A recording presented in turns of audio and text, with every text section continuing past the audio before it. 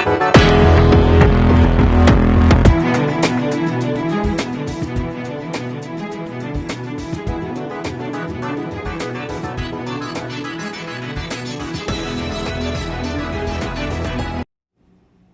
evening, I'm Parker Davis. Welcome to Newswatch. It's been a little bit wet out there. Calvin, is this going to continue? Yeah, Parker, at least heading through tonight, we're going to start to see that rain continuing to last, at least in our neck of the woods. Now, over the past 24 hours, we saw some high pressure just in stationary over our area, but as that low continued to track into our area, we saw that chance of rain and cloud cover move back into our area. Now, we saw these rain showers come from our north and continue to track down into our area. Now, this will be lingering at least heading through tonight and early tomorrow morning. Now just take a look at our surrounding areas just south of I-70, 67 in Zanesville and 66 in Lancaster, then through the Ohio River Valley, 74 in Huntington and 71 in Parkersburg. Currently though in Athens, it is 71 degrees out there with lots of clear skies. Now we did have some big gusts of wind today. They are starting to fizzle out and now we're sitting at around 14 miles per hour tonight and that will continue to last and we'll see that overnight low of 44 degrees.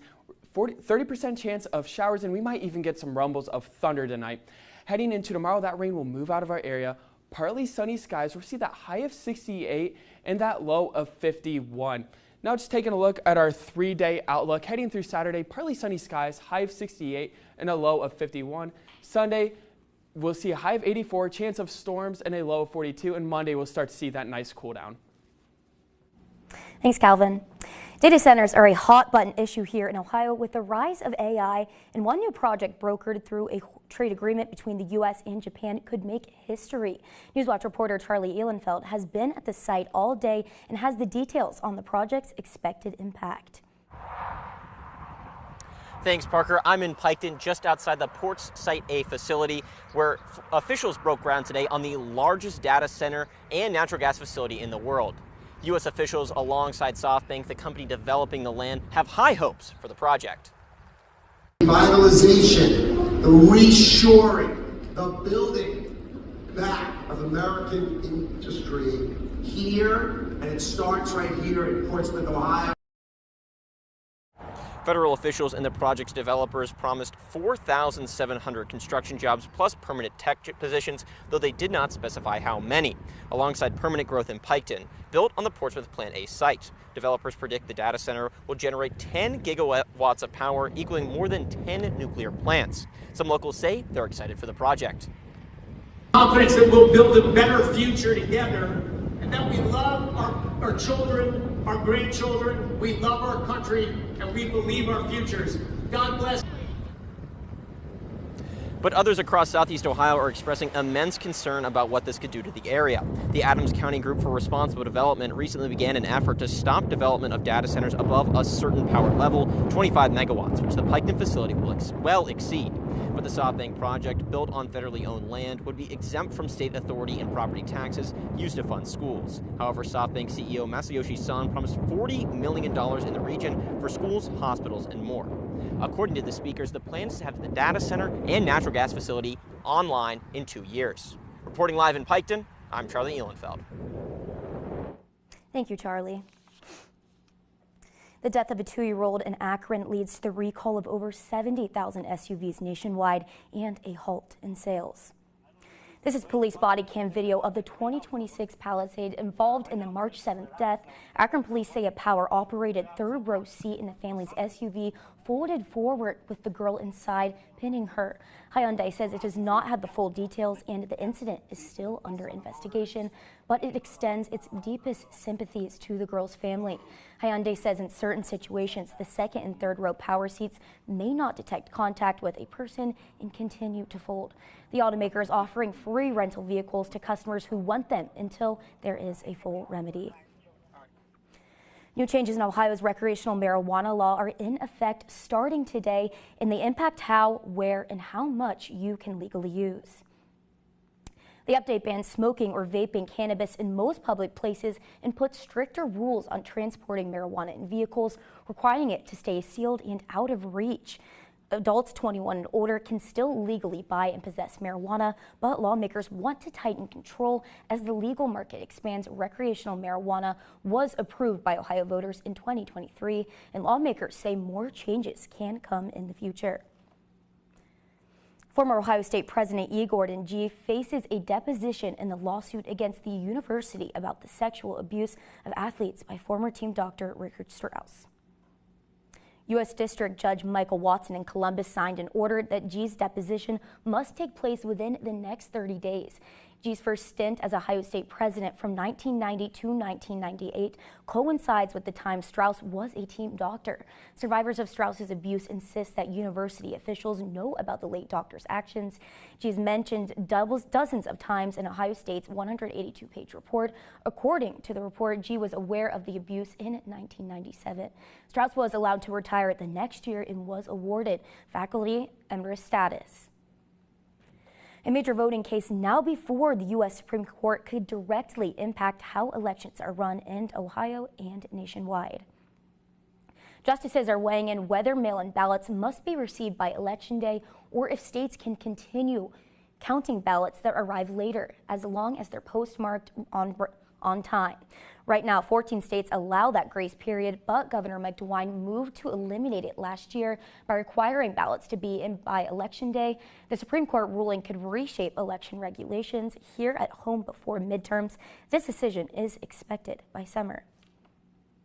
Iran's effective shutdown of the Straits of Hormuz locked up 20% of the world's oil. You've likely already gone through price shock at the pump, but the lockdown is restricting other goods. Maribel Gonzalez breaks down how consumers here at home face the impact of the ongoing conflict abroad.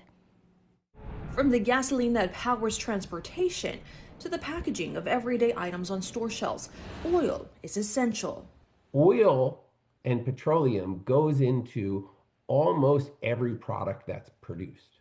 And now more expensive due to the ongoing war in Iran.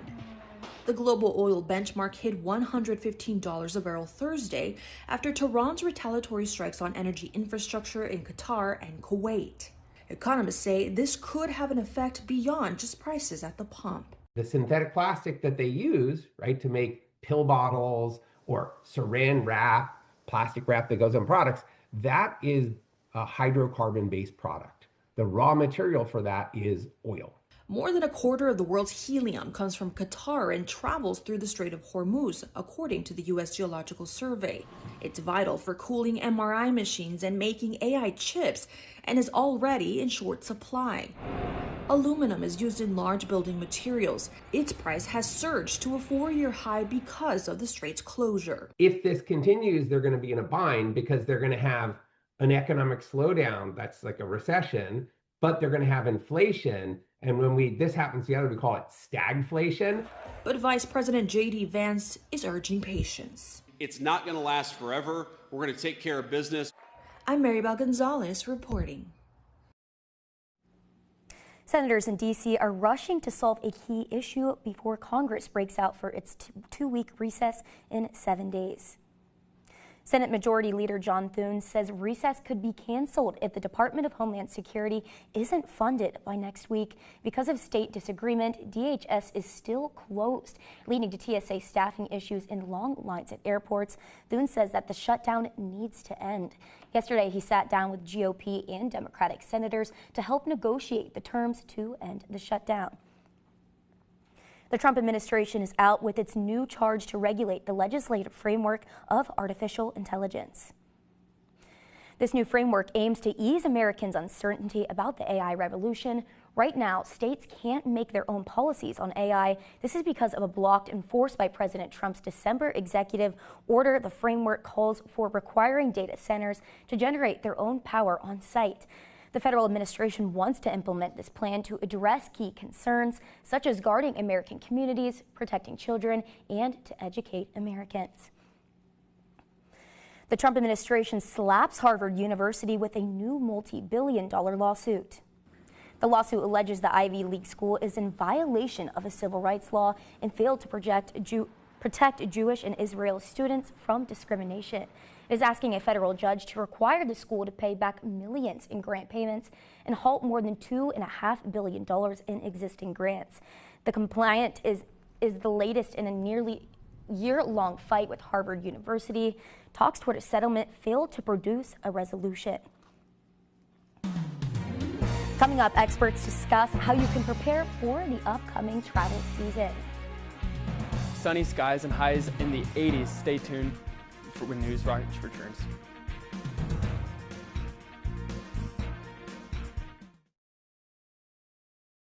This is a story that's going to lead to some hard questions. I'm in. No longer do they have to go to the casino. They got one in their pocket.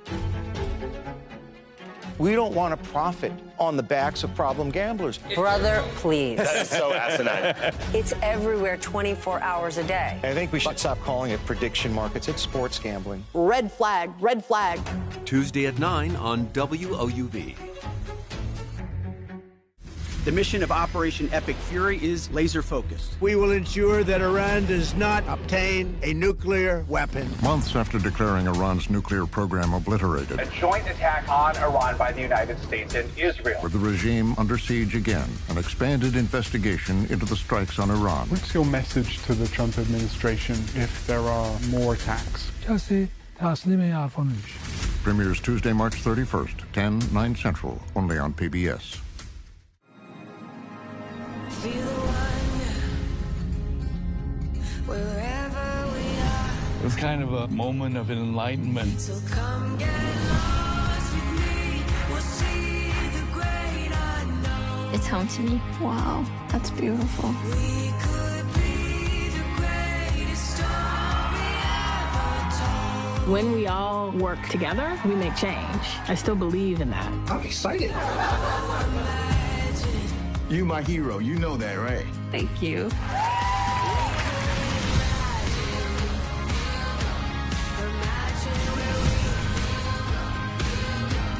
Most people believe that doctors are healers. Love is why we're here. Life goes fast. Our story is everyone's story. But it's just the start.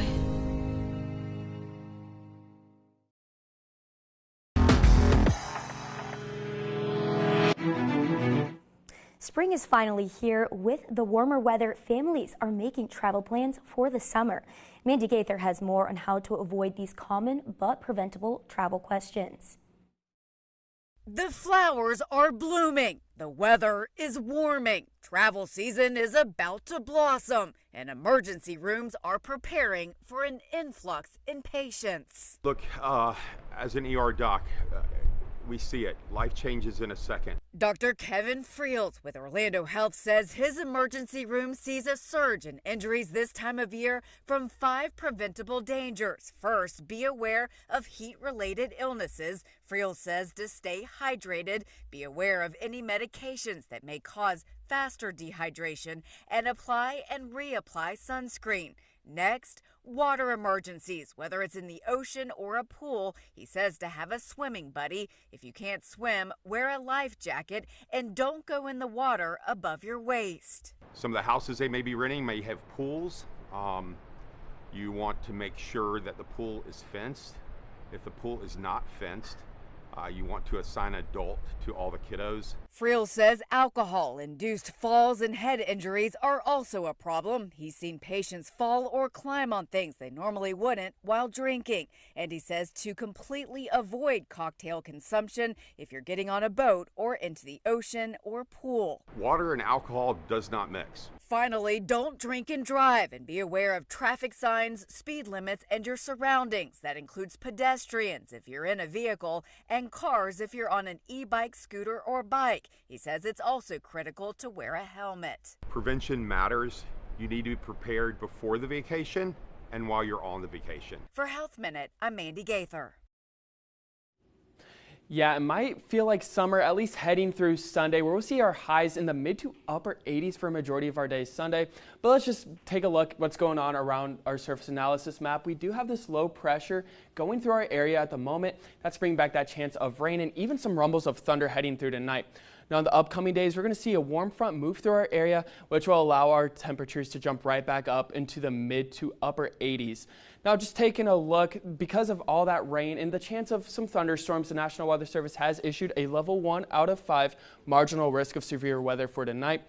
So it's not extreme weather, at least heading through tonight, but it's something to be mindful that that chance of rain and even some thunderstorms will be moving through, heading through tonight. Now, we have seen a lot of showers start just from our north, move down to our south, and that's going to continue to linger within the next couple of hours as some pop-up showers will continue to track through our area. So much of the same can be said about the clouds. We had a very clear morning, but as the daytime has continued and that low intensified, we saw those clouds continue to track into our area and linger, and that will continue heading through tonight. Now, just taking a look at our 6 to 10 day weather outlook, we are going to be below normal for this time of year, and this is looking at for next week. So we are expecting our highs to be back up into the mid to low 50s, and we could cross 60s heading through the end of next week. And then just take a look over the past 24 hours. We saw our lows last night jump down to around 37 degrees, but as that daytime heating process has occurred, we saw it jump right back up into the mid 60s for most of southeastern Ohio, and even hit 71 here in Athens. Currently in Athens, it is 71 degrees with lots of clear skies, and we are starting to see those strong winds that we saw for a majority of our day today die down, and that will continue at least heading through tonight. We see that overnight low of 44, 30% chance of showers and even those rumbles of thunder. That will all move out heading through tomorrow. Partly sunny skies, high of 68 and a low of 51. Now just taking a look at our surface analysis map just around our area, we are starting to see that low move out of our area heading through tomorrow morning, and then heading through tomorrow evening, we're going to start to see this warm sector move into our area, and that will continue to track through our area heading through tomorrow night. And then heading into Sunday night, we are going to start to be in a period of ridging. So we're seeing some nice warm Gulf moist air moving into our area. That's what's allowing our chance for our highs to jump right back up into the mid 80s. But something to keep mindful is we are going to see this cold front move through our area along with that low pressure, and that will bring back any chance of thunderstorms. Taking a look at our 7-day outlook, heading through Sunday, 20% chance of showers, high of 84 and a low of 42. Then heading through Monday and the rest of the week, we're going to see mid-50s, mostly cloudy skies, and then a nice warm-up at the end of next week with that chance of rain returning. Thank you, Calvin. People fly on airplanes every day, but who maintains them? The industry is facing a critical shortage that could affect your travel plans. Maribel Gonzalez takes us to Long Beach, California for more. Just as critical as those flying the airplanes are those tasked with maintaining them, because when it comes to safety, every single detail on these aircrafts matters. For these students at the Universal Technical Institute in Long Beach, California, turbocharged aircraft have to have fire protection. Why? More heat. The aircraft maintenance skills they're learning aren't just fueling their passion. Anybody can wrench on their car, but everybody can wrench on a plane. To them, they're saving lives. It's an important job because, well, as everyone says, you can't pull a plane over in the sky. These mechanics in the making are in demand. The airline industry needs 17,000 aircraft maintenance technicians right now in North America and will need as many as 30,000 by 2028, according to the consulting firm Oliver Wyman. Generationally speaking, you'll see a lot more retiring than coming into the industry.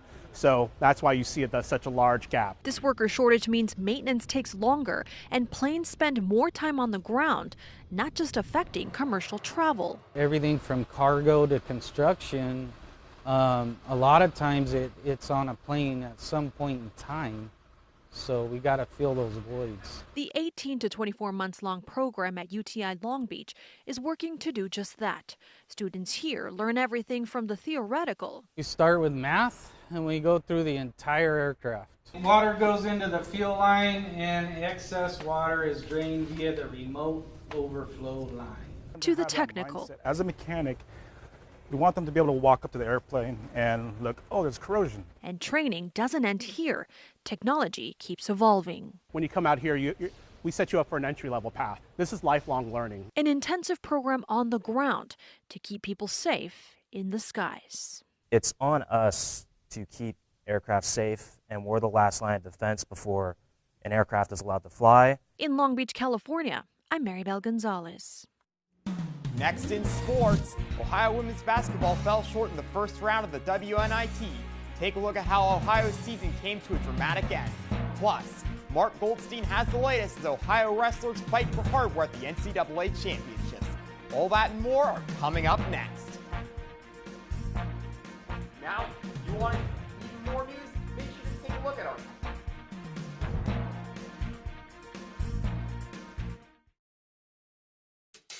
CasualWorks was not designed, created, or maintained by people who studied disability. They're people who studied opportunity. If a person has very limited movement and can make little teeny circles, there's a place for you.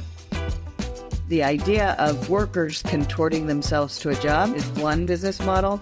Our business model is that the job responds to the worker.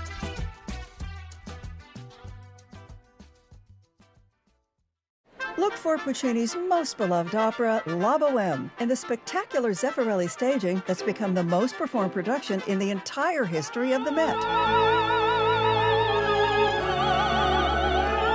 Juliana Gregorian and Freddie De Tomaso star in this heartbreaking tale of love and loss. Don't miss La Bohème on Great Performances at the Met. Tonight at 9 on WOUB. You can feel the human spirit. That's power. I hear music moving me, sonnets playing on repeat, breaking light I finally see. It was always in my body. Like a bang on a drum, this is my kingdom come, I can see it. These moments with you are purely joyous.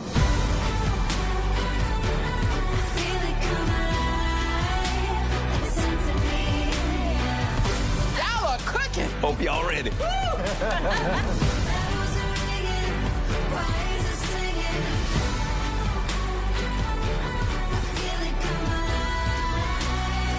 This is amazing. I love it. We're on the precipice of a great discovery.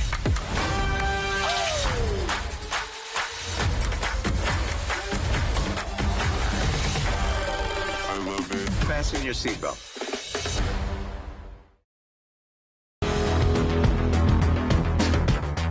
Welcome to sports, I'm Andrew Woods. Although March Madness has the spotlight, it's not the only big event going on right now. Wrestlers across the country, including 4 Bobcats, are grappling for hardware at the NCAA Championships. Our Mark Goldstein is there in Cleveland with the latest. Thank you so much. I'm here in Cleveland where the 2026 NCAA Wrestling Championships are taking place right behind me in Rocket Arena. Ohio's got 4 participants that started the weekend in the tournament, but only 2 remain. Sal Perrine and Zane Lehman are still in the consolation brackets for the 184 and the 197 pound classes respectively. Perrine got the pretty big win over number 33 ranked Caleb Eulenhop from Utah Valley before Lehman pulled off the huge upset over number 4 ranked Sonny Sasso from Virginia Tech. They will both get another chance to keep their seasons and careers alive as the 2-time team captains will both continue to wrestle today. A win today, this afternoon, in another consolation match would give them a shot at continuing their seasons tonight in the blood round where they could become All-Americans. For WUB, I'm Mark Goldstein in Cleveland. Thanks, Mark. While some wrestlers are still looking for hardware, the Ohio women's basketball team's playoff run is over. The Bobcats lost to UMBC in the first round of the WNIT. Early on, the Bobcats took a 19-point lead, but UMBC clawed their way back, winning an overtime thriller 62-58. Although both teams started off well, Ohio surged in the second quarter thanks to a 10-0 run. That, combined with the dominant defense that held the Retrievers to 16 points, gave Ohio a 13-point lead at the half. But after the break, UMBC tore into the Bobcats defense with an 11-3 run. And Ohio continued to crumble in the third, allowing 20 points, and that was more than they allowed in the first 2 quarters combined. UMBC's strong performance continued down the stretch as they forced overtime and eventually pulled away in the extra period, taking home a win 62-58. Now, moving from the hardwood to the diamond, Ohio baseball and softball are both in action today.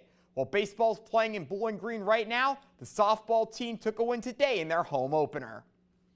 It was home sweet home for Ohio as the Bobcats beat Northern Illinois 11-7. Although the Huskies out-hit Ohio 12-7, the Bobcats took advantage of several crucial Husky mistakes. Ohio drew 7 walks and 2 hit by pitches, and they cashed them in with good small ball play and 3 bases loaded walks. Meanwhile, Ohio baseball also looks for a big win today as they try to end a 7-game skid with a win over Bowling Green. Oddly enough, Ohio and Bowling Green have contrasting weaknesses. The Falcons have the 2nd worst batting average in the MAC, while the Bobcats is the worst team ERA in the conference. And a win in this one could help either team get back on track after their recent struggles down the stretch. And finally, in some March Madness action, MAC squad Akron played Texas Tech close, but the Zips still fell to the Red Raiders 91-71. That's all for sports. Parker, back to you. Thanks, Andrew. Still ahead, a business opens its doors to customers in Athens. In the spring of 1971, there was so much that was altered. The new rules will be phased in from this year. There was rage. We know our rights. And there was love. You have a little girl. And we marched together. Quite something, isn't it, sister? It is the future. Sunday at 8 on WOUB. What is a typical foresight? Brace yourself. You're about to discover something rather exciting. What more does one need? How splendid.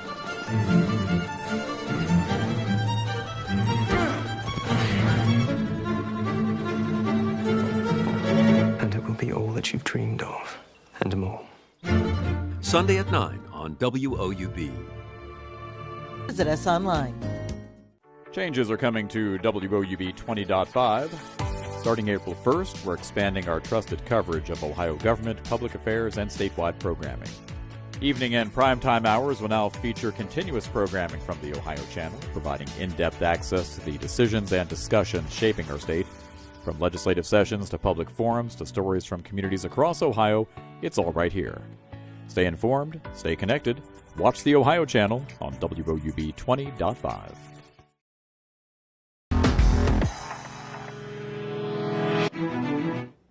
Today, Athens welcomed its newest business on Court Street, Playa Bowls. Athens Playa Bowl owners Amy and Brett Coleman say the location can bring a new hangout spot for students and residents and a refreshing pick-me-up. Today's opening at 4 p.m. granted the first 100 customers to line up a free bowl and t-shirt, being highly anticipated. The Colemans say the beachy theme inside the Playa Bowls is perfect for Ohio and Athens, especially when it's dreary outside, hoping to bring some positive, uplifting vibes for students. Early last week, Columbus Zoo is celebrating the arrival of a very new special member of its giraffes herd. Zuri, 15-year-old Maasai giraffe, gave birth to her baby boy on March 10th in the zoo's Heart of Africa region. The calf's birth is an important moment as Maasai giraffes are listed as an endangered species, with their population declining 50% over the past 30 years. It's estimated that only about 43,000 Maasai giraffes remain in the wild, making the calf's birth an exciting leap in the species' survival. We've got Playa Bowls and we have the zoo. Great outdoor activities for this warm weather. We're going to see some rain move through our area with that overnight low of 44, but then tomorrow would be your day to go to Playa Bowls or the zoo. Partly sunny skies, high of 68, and a low of 51. Thank you so much for watching and have a great night.